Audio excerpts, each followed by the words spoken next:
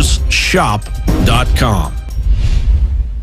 Sick of the globalist eugenicist control freaks adding poison to your water and laughing as you get sick and die? Start purifying your water with ProPure. My friends, I've done a lot of research, and the best gravity filter out there, bar none, is ProPure, and it's available discounted at InfoWars.com. Its filters are silver impregnated to prevent bacterial growth. There's no priming required. It's NSF 42 certified. Optional fluoride filters can reduce fluoride up to 95%. Easy to set up and use. Doesn't require electricity. Purify water from lakes, streams, ponds, and wells. This filter system leaves in beneficial minerals, which is key. Save money by not buying bottled water and avoid BPA that leaches from the plastic. ProPure is the best gravity-fed filter out there. It's what my family uses. InfoWars.com already has the lowest price on ProPure. But if you add the promo code WATER at checkout, you get an additional 10% off at InfoWars.com. You can also call to order 888-253-3139.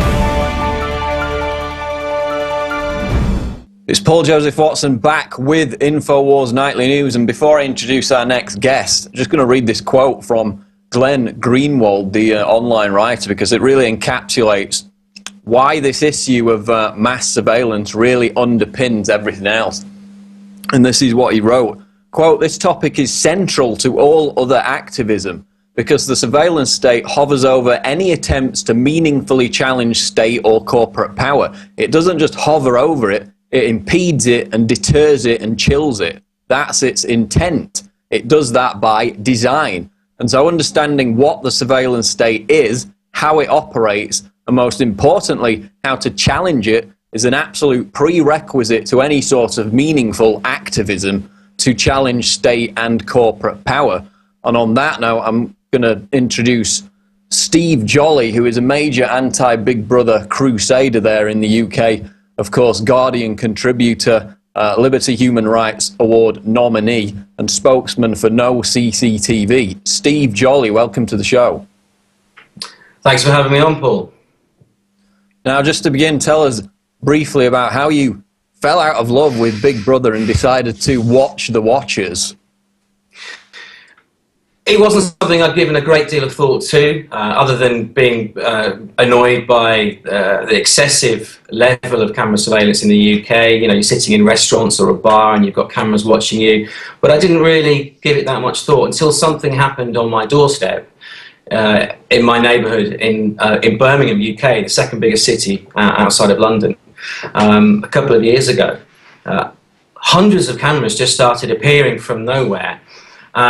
Nobody knew what they were for or who put them there, and we were told at the time that this is just a community safety scheme and that the government, the Home Office, had provided a grant for communities for, you know, enhanced safety and to improve your quality of life, you know, that sort of thing. But it really, from the beginning, it didn't stack up, and these cameras were put in really odd positions in residential neighbourhoods, and they seemed to be forming a circle around a couple of districts, a couple of residential communities. And I quickly discovered that the whole thing was a lie. It was a surveillance operation, an intelligence gathering exercise. It was funded by £3.5 million of counter-terrorism money that ACPO, that's the Association of Chief Police Officers, had requested from the Home Office. And they just said, yeah, we need this money to spy on Muslims in Birmingham because they might be Al-Qaeda sleeper cells. That was basically the logic behind it. And there was that suspicion from the beginning. We found the evidence, proved that the police had been lying, and basically I went to the media, blew the whistle, made sure the story kept being exposed in the media. Basically, the police were battered by a barrage of negative publicity until eventually, after 6 or 8 months, they were forced to scrap the scheme because the cover had been blown. There was massive public uproar. These cameras were described in the press as the world's most controversial set of CCTV cameras. And as a result of that, the scheme was scrapped, they were completely removed, and it was a massive victory for civil liberties. So that's where it started. I wasn't an activist before that happened, but obviously as a result of that, I was researching into, you know, this surveillance camera issue as well, because these cameras were mainly automatic number plate recognition cameras. There were well over 100 of those. There were some CCTV cameras as well. And shockingly, there were 72 hidden covert cameras, forming two what the police call a ring of steel around 2 neighbourhoods, so you couldn't get in or out without being tracked and all your movements being recorded. I then looked at the rest of the cameras and I thought, well, is there anything odd about the other ones that most people consider to be normal? And what I discovered was that although people believe that they deter crime and catch criminals, they don't. That's an absolute lie. There's been over 15 years worth of research, academic studies and reports that pretty much all conclude that CCTV has had little or no effect on crime. There's at least 15 reports that I can point you to on our website that say just that. And the Home Office, which commissioned many of these reports, along with the police, they know this. They know that it's failed to tackle crime. And yet they relentlessly pursue and persist with this policy. So, you have to wonder, if the stated aim isn't being met and the policymakers know this, why do they continue with the policy? Is there another agenda? And that's when I joined No CCTV as a spokesman, and I've been campaigning and writing about the issue for the last 3 years. And talking about that other agenda, as he said, we know they don't stop crime. We know it's about tracking our movements for the police state. But as he said, this is also a psychological process. This is about changing our very patterns of thought and behaviour. So tell people about this panopticon effect and how it's related to mass surveillance. Well, there's a secondary effect of surveillance. If it doesn't deter crime and catch criminals, then there is a secondary effect, which may actually be the primary intention. And that is the psychological effect of mass surveillance. In Britain now, we're coming to the point where we've almost got a seamless surveillance network. So you can be in a building, you can be inside, outside, you can be on the street, you could be in a bus, train or a taxi, a restaurant, a pub, almost anywhere. Even in a toilet, they're in toilets now. So it's seemingly inescapable and ubiquitous. And what it does is it's a psychological effect of the belief that you are constantly being watched, or that you might be constantly being watched, even if the surveillance is patchy and sporadic, even if no one's watching, even if it's not even recorded, even if the cameras don't even work. They could be dummy cameras. The psychological effect comes into play then. It's the belief that you are continually being watched. And what that does is it makes the subject into their own overseer. It sort of internalizes, interiorizes that surveillance so that people become their own watcher. And the effect of that is to increase conformity and to challenge anything outside of the accepted norms. And it's a really sort of quite a powerful automated system of mass control that could be achieved by this psychological effect. So that's really quite creepy and scary. And moving on to the new level of this, which is obviously we've focused heavily on it here at INFOWARS, is this IntelliStreets network, which is being rolled out in major cities in the United States, which is basically a networked hub of streetlights which are connected via wireless internet, and they double as Homeland Security announcement towers, basically recording conversations, obviously filming people at the same time, recording how many people go past a certain area. So tell us about the next level of digitized mass surveillance now that it's all going HD, specifically in reference to this IntelliStreets program. I mean, IntelliStreets is really alarming, and it's the Orwellian telescreen, isn't it? It's the television screen, the camera in the street that can listen to you and talk to you and bark orders and monitor you.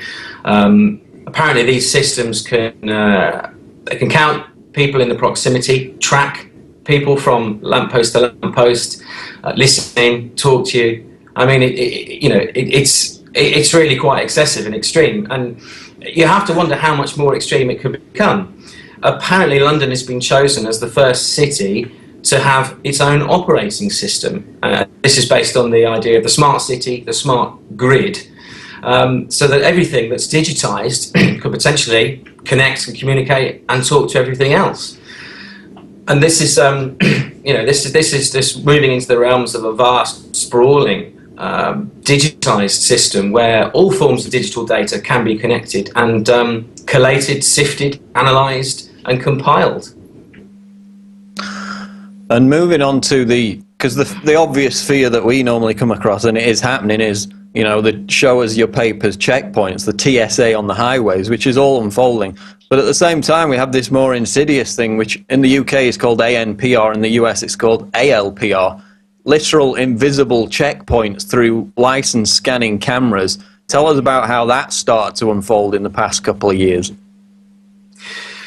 It's already pretty big in the UK. We've got over 10,000 of these ANPR cameras on the motorway network, the major roads, petrol stations. It's a network that's been erected by stealth, with no law to allow it, no statutory instrument, no permission granted, no public debate or parliamentary debate. It's all done, again, by the Association of Chief Police Officers who write policy over here in the UK. But it's spreading over to the States as well. What it is an enormous network that will monitor, log, store, record every vehicle journey. The justification given for it is that it can track stolen vehicles. It can catch people through vehicles that are connected to crime in some way. And what's not to like about that? You know, that's how it's sold.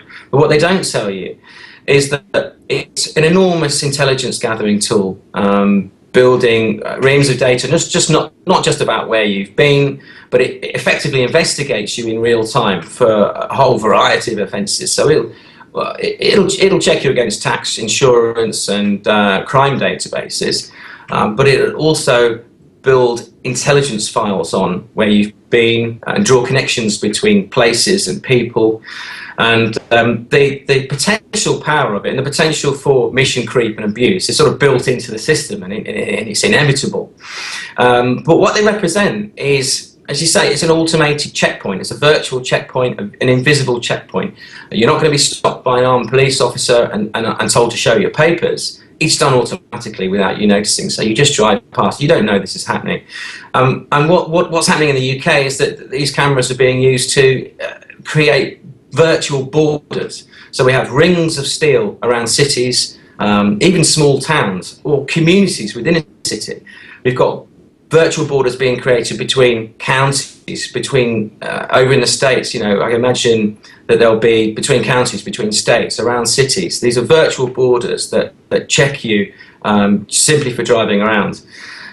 This is an enormously powerful tool, and the police are really interested in data mining that information. It's not just the 2% of data that they currently say they're using, which is crime-related data, so vehicles connected to crime, wanted people, stolen cars, that sort of thing. It's the 98% of data that they're really interested in